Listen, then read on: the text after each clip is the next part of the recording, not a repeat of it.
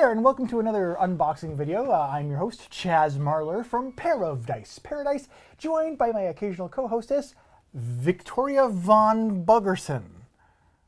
Bogarto. Bugbar. As I understand, you have brought with us into the studio today a box full of games that we will be adding to our collection this month. Thanks, Postal Services. This is severely damaged. I gave you 0 on 10 stars. I wait in anticipation for you to present me with the first item in this month's box. Why aren't you ordering packing peanuts anymore? That's weird. I did notice that the last few had no packing peanuts in them, didn't they? I wonder if... Just wanted one mess to make today. I wonder if packing peanuts are out of vogue now. You know, perhaps you could use your creative mind to do something with these bubble wrap pieces that is fun. All right, what's the first item up for bids? Item number 1 is not a game. Did you think this was a game? No. Say yes. It's an expansion. How did you know this was an expansion? Because we got paper towels like a few days ago. You were actually paying attention. This is the expansion to Paper Tales, the Paper Tales Beyond the Gates expansion. Do you want to know what this adds to the base game of Paper Tales? Gates. Paper Tales Beyond the Gates expansion contains 20 new units and 6 new buildings that are meant to both preserve the balance of the base game and enhance its possibilities and replay value. With this expansion, players can now start with a set of 7 buildings available out of 11, and these buildings are different every single game. Especially if you play a different game, you're not going to have any of these buildings. It's just crazy. Anyway, each new building opens new strategies, as does impact new events. Beyond the Gate also includes all the components that are needed for supporting up to 7 players, and a solo mode in which a single player has to face the powerful armies of the Lich King. Lich King sold separately. No, the Lich King is included in this expansion in the solo playing mode. Yay! That's the Paper Tales expansion, Beyond the Gates, the first item in our boxaroonie. What is the next item in our boxaroonie? What are you doing now? Would you and your friends at school wear these? They're not only fashionable, but if you fall into a swimming pool, they'll have little wind floaters to float around on. Great, my arms won't drown. Nice. Wow. Yeah, you should. Don't. To the next item up for bids. All right, this is a game that I wasn't actually expecting to get or want even at all, but I do and now have, and that is Heroes of Neriah even, a board game based on the Magic the Gathering universe. So I was walking around the exhibit hall at Board Game Geek Con back in November, and I passed by the WizKids booth, and the gentleman at WizKids was giving a demo of Heroes of Neriah. I sat down to watch it, and I was like, dang it, this game actually looks pretty darn good. And so I scooped up a copy of it. And here's some more info on exactly what I scooped. What a great segue. In Magic the Gathering Heroes of Neriah, players take on the role of a powerful hero as they travel to the lands of Neriah. As the player explores the ancient lands, they need to build sites, rediscover lost artifacts, and confront their fears, their sinister cabal, actually, not their inner fears, in order to gain the resources needed to save the multiverse before rival heroes do. Because if your multiverse is in danger, the one thing you don't want is someone else to save the day. You want it to be all you. This game of unbridled hubris has the players explore Magic's most iconic plane and experience the trials and tribulations of being a heroic force on Neriah.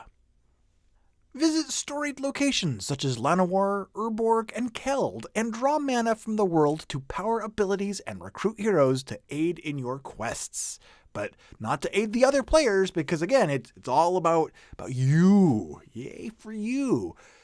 The last item is a game that I have been looking forward to literally for 3 years perhaps, and that is Gen 7, the next Crossroads game after Dead of Winter by Plaid Hat Games. Now, the reason I've been looking forward to this one for so long is because this one takes place kind of in outer space. It's the next evolution of the Crossroads system, and several months after Dead of Winter was released, Plaid Hat Games said, the next Crossroads game is designed to be taking place in outermost space in a spaceship.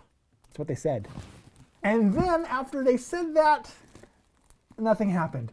And then there was an expansion for Dead of Winter, and then there was winter, and then spring, summer, and maybe even more content for Dead of Winter. At that point, I don't know, because I stopped keeping track. But then Gen 7 came out, and boy howdy, it's here today. On this one, I never actually did get a copy of Dead of Winter, but I scooped up a copy of Gen 7 as soon as I could. Now, disclaimer, anyone else who has Gen 7, it's my understanding that the first printing rulebook has a lot of errors in it. So go and find some errata, a FAQ tutorial video about it, and try to learn from that, because learning from the rulebook will talk about things that don't actually exist. So that's Gen 7.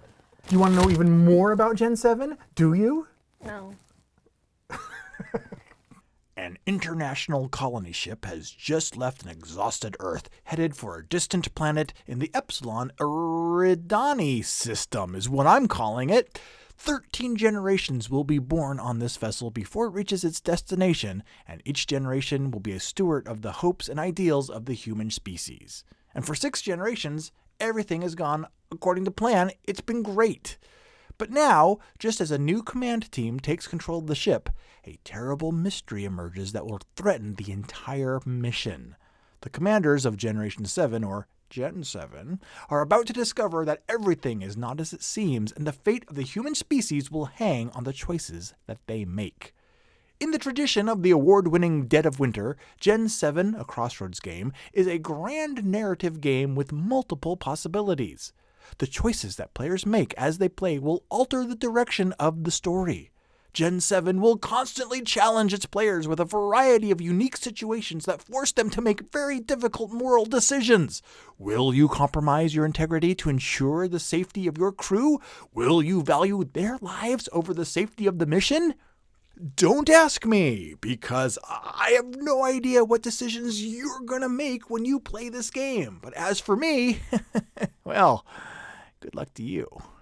All right, so there is Gen 7, along with Heroes of Neriah and the expansion to Papier Tales, all 3 items which join our collection this month. And as always, what I want to know is which of these games have already joined your collection, which haven't, and why. Let me know down in the comments below, and let's compare notes. In the meantime, though, for more board game news, reviews, commentary, and countdown videos, be sure to subscribe and join us next time. And in the meantime, I think a little frilled V-Bug has earned herself a long-awaited ice cream sandwich. Yay, I've been waiting for what you guys will be seeing like 3 months. There's only one condition. You must remain frilled while you eat your ice cream sandwich. Okay. I should. If you're getting an ice cream sandwich, you don't care. I could have said you have to wear a funny hat and only talk backwards, and you still would eat an ice cream sandwich. So good night, everybody. Say good night, frilled one. Good night, frilled one.